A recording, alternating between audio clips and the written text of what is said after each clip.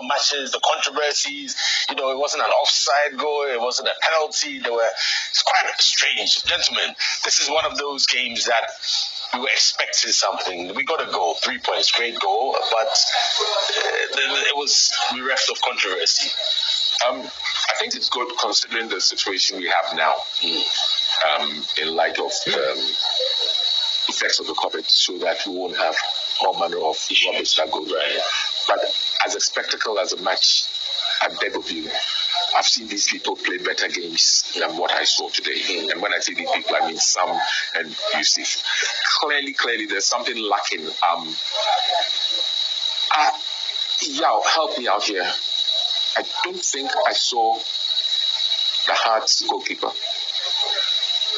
do a save in anger. You know what I mean by when I say a save in anger, that right. I really don't think, and that shows me that the Kotoko team simply didn't have any cutting edge. Now, you've lost your top striker. I think it's a priority for them to get another one. That's the first point. And even if you can't and you want to play the false nine, then you've got to make yourself a bit more compact. I thought Heart dominated. I thought Heart were the better team. And I thought Heart deserved to win. And of course, they'll tell you, the Kotoko goal, you wonder whether the Kotoko players were aware of their surroundings. Here's the ball that had been cleared. Here's a player coming from a long distance to try a shot. If he hopes upon the last central backs, you move.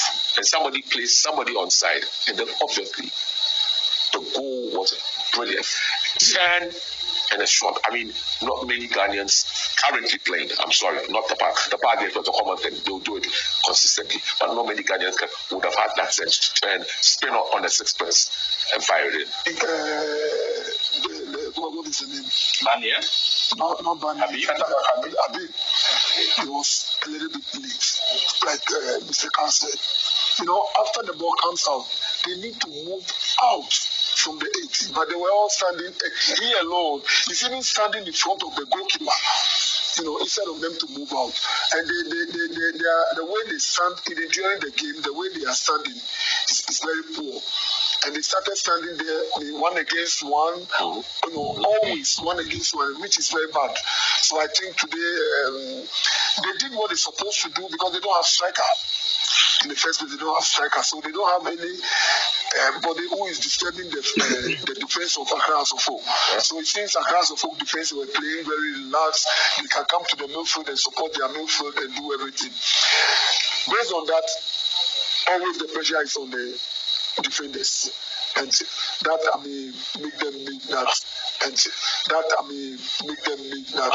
And we go back to the Accra Sports Stadium as we continue to discuss this post-match, and you can see some observing, the rules, the adherence to social distancing. Not much there, but some, a few. They brought down the nose mask. Well, very diplomatic, yeah. There you go. And there's a shot there. Very diplomatic. Not only is the nose mask down, his trousers are down as well. Some of them are coming their move.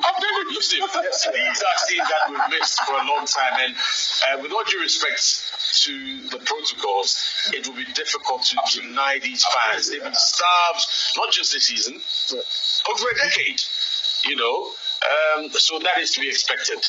And it looks like the Heart's jubilation will continue. It's already started on social media. The celebrations continue. Yeah. So does the teasing and the trolling, which is part of it. Already, It's part of it. I already started getting it. It's not to show you that as a one, but But to add up to what you said, few defensive observations that I got from the game. The Kotoko centre backs were a bit late in their reactions to second balls. I did point out few occasions where there were free kicks that nobody reacted to the second ball. If this could bounce back from the goalkeeper, you had 3 Asante players over there, and then communication was also a problem from where I see. You could see that on countable occasions, you had 2-3 Kotoko players crashing to a ball. There wasn't somebody at the back line commanding. That would be like the goal. One of them should have shouted, "Ow, let's all go out after the clearance." Of the the main who's in there charge. should be a leader in defense to be commanding, to be communicating to the center line. Habib was a bit late. He came from the midfield to defend and then forgot himself. Look, he forgot to move out. You see, exactly. There should be and I mean, we say big games are for big players. So at this point, you're saying Habib exactly. Then if he would have been offside. You see? And who would have given that instruction? He should have known. He should have known, but sometimes there should be a commander in defense who at all times has to remember them. The command should come out, so that this is normal. And look at where the ball is. The guy hasn't even come to catch it. So if Habib should have moved out, Afriyie would have been offside. And it is extremely difficult for any goalkeeper to have saved that ball. Absolutely. And from the 6 years, credit to Barnie because here, he was coming out. Exactly. He just lost him. And as Carl said, for now, these chances, few players in the Premier League, so the structure at the baseline was broken. You could see that the drawing. Habib was late. There's one player who's raising his hand for offside because look at the things that there's no behind. Yeah, that's the point. Take a look at it. Watch this. As it comes. See? As the ball comes in, he should be offside. He played it on. He plays it on, and then this guy relates it and thinking. He plays it on, and then this guy relates it and thinking it's an offside. Yeah. Brilliant. The goalkeeper actually got his hand to it. He made a brilliant attempt. Yeah, but then even faster than the top world class goalkeepers will find it difficult to save this. Hartlepool created more chances without doubt, and they looked like they wanted it a bit more than Kotoko. And again, football is about taking your chances. Yeah. The Kotoko had one clear chance, only one, and it was wasted. But my worry also was that the game as a whole, one, how many times were both goalkeepers really tested? That's the worry for me. And that's the worry for the local game for me. We're not expressing ourselves. At least even if you have shots on target. I looked at the stats that you guys put up. You said 6 attempts at goal for Hearts and 2 for Kotoko. Yeah. In a match like this, that's not good enough for me. Yeah. I mean, the guy sitting on my left here and the guy sitting on your right, they were doing, sorry, I'm not comparing, but they were doing better things in their time. And I'm fortunate enough to have seen the progression of players. We saw Hearts play better against Great Olympics. They thought that it was an open game. So perhaps, and against Vidiama, against other sides, Legon cities, perhaps there was so much at stake. It was only later on that Hearts really went. I think the problem that we have in this country is that we are becoming, and I'm not trying to belittle any team, I beg you, we're becoming too much infatuated with Manchester City. The statistics. And there you are. We're becoming too fat infatuated with Man City. That the pass, tic-tac, and everything. For crying out loud, when we get into around the penalty box, it's time to have a goal. And in Ghana here, we seem to be doing what Man City are doing. There's one extra pass, there's another extra pass, then you bring it back, then you start all over again. You go and do that for 90 minutes, you ain't going to get any goal. And interestingly, Hartlepool have been one of the most the sides that shoot outside the box more than any other. They were very purposeful in this game. So they showed the character. You could see that they actually fought more than the Kotoko boys who were a bit lackadaisical on the ball sometimes, especially in midfield. But you see Asante boys every now and then fighting when they. I mean, they were favourites on paper before this game because the team has been kept together for about 3-4 years. Right. Compared to the Kotoko team, where you have a new entrants, a lot of them from lower divisions and now front. We lost our lone striker to a Nigerian club.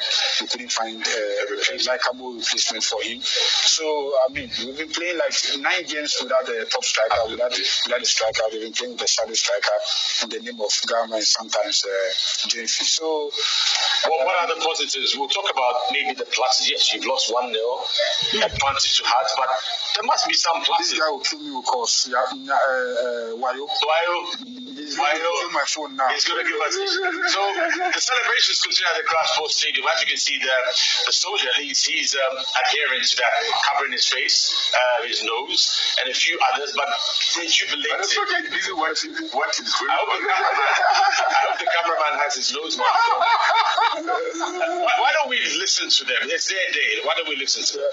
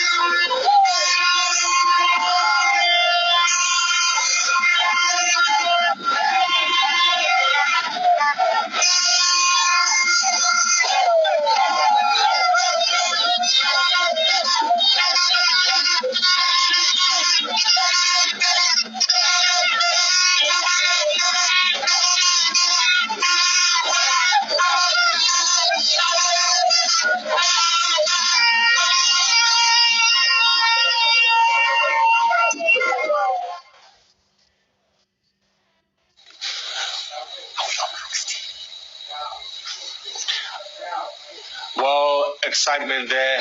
We're also live on Max TV, and immediately after our post-match analysis, the match will be, replayed. But these are scenes that we've not seen for a while because of COVID and because Hearts of Oak have not been this close to the title for over a decade. But mind you, and let me bring Carl Tufo back in here. You did say that on 6 previous occasions, 1962, 1976, 1979, 1985, 1990, and then 2005. And 5, Hearts of Oak had to win a close encounter. And all close results, and this shows the 1 million. And here they've won it again. Absolutely. And these two gentlemen have been involved in Hearts Kotoko games. It looks like the pattern has continued, it's for you. Yeah. Like I said, like Mr. Ansah, I don't even know this history, but always when it happens that we get into the cup or something, Asante Kotoko always is ahead of Kotoko. It happens every time.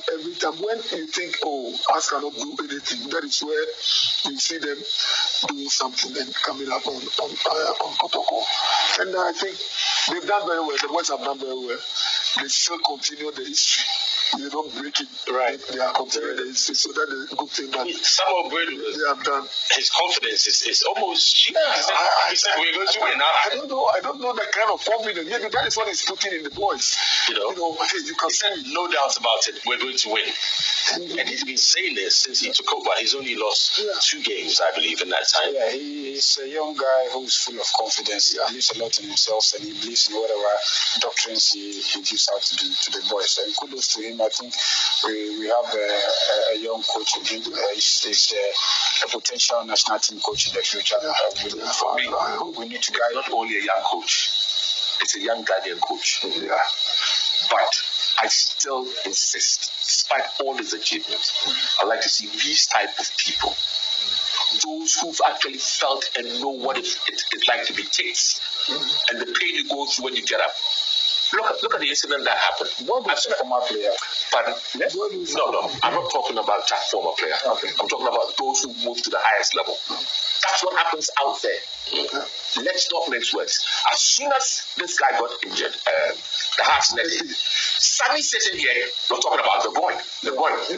He knew it because he's had it before. He's gone through it before. I sit here and theorize and use all manner of theories. You do the same. And the other coaches, some of them who have not played the game at the level that these guys have played, and no. On the positive, Preko, Daitilamte, Yawin Champions, Felix Abuaji. When I saw those ones, I don't walk. When I saw those ones, I said, thank God is getting Zito, Karim Zito. Right. That's what we should be doing. And with all due respect, you want more. Webby might not have the opportunity to play for the national team, but he played in the Premier League. Right. I played for Baah, he played for, I think it was Okwahu. Yeah, he played at the high school. He played at the level. I'm not disputing that. That's why I'm saying that. I'm looking to see, don't you have enough? Do we always need to go out there and go and pay billions of Ghana cedis in terms of dollars to all manner of people? Right. Crying out loud.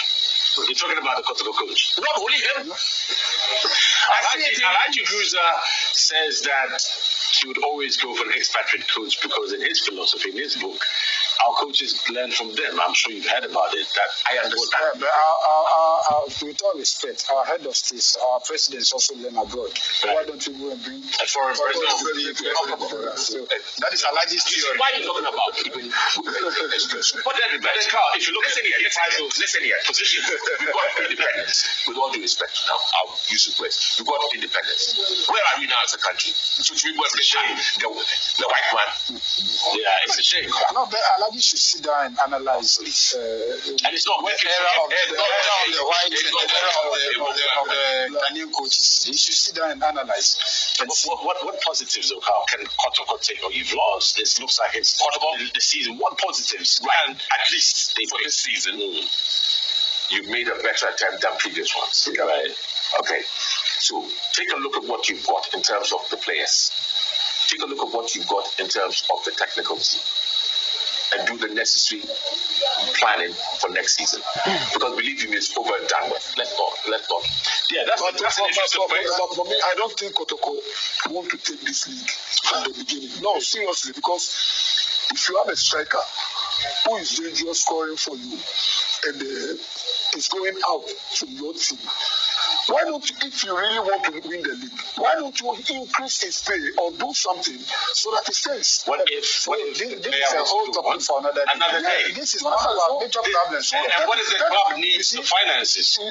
Guys, let's come back. As Yusuf is saying, it's a topic for another day. But let's look at the chances here and look at the position. I mean, we've been talking about the movement of the Hearts forwards or the players and the positioning of the Kotoko. Your arrow shows where he should have shot it. And what he did, the keeper was going to get it anyway.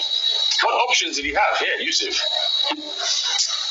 Well, Carl, you continue. No. The problem that I have is that you said he has options. He doesn't want to go back. He wants to go forward. If he wants to go forward, that's where your red arrow is showing. But he tried to curl it as if he's trying to curl it to the other side. Why did if I was in that position, I would have faint dribbled him. Yeah, there you raise the leg and then bring it in because already he was turning. Yeah. Then you come 1-against-1 with the goalkeeper. Yeah. You could either score or give an assist to one of them approaching. Yeah, do you know that crazy 20-year-old goal against Ivory Coast in South Africa? The bullets? Yeah, no, the don't drop. That's very good. Very good. You know who went down the left and was stopped and he still got up to cross? This guy here. This guy blow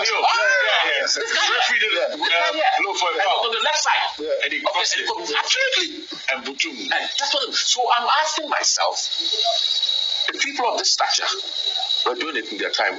Why has it not been transferred from that level to the current? It's a philosophy and it's also a plan, and it doesn't happen by accident. I think in other countries there's a system. We need a national policy on the way we treat our players. Honestly, we don't respect our players here in Ghana, and it's a bit worrying. It's pity. I know. I'm well aware, and it's quite annoying, and it's quite irritating to see the way our former players are treated in this country. And I hate it to the bone because then it tells me one or two things.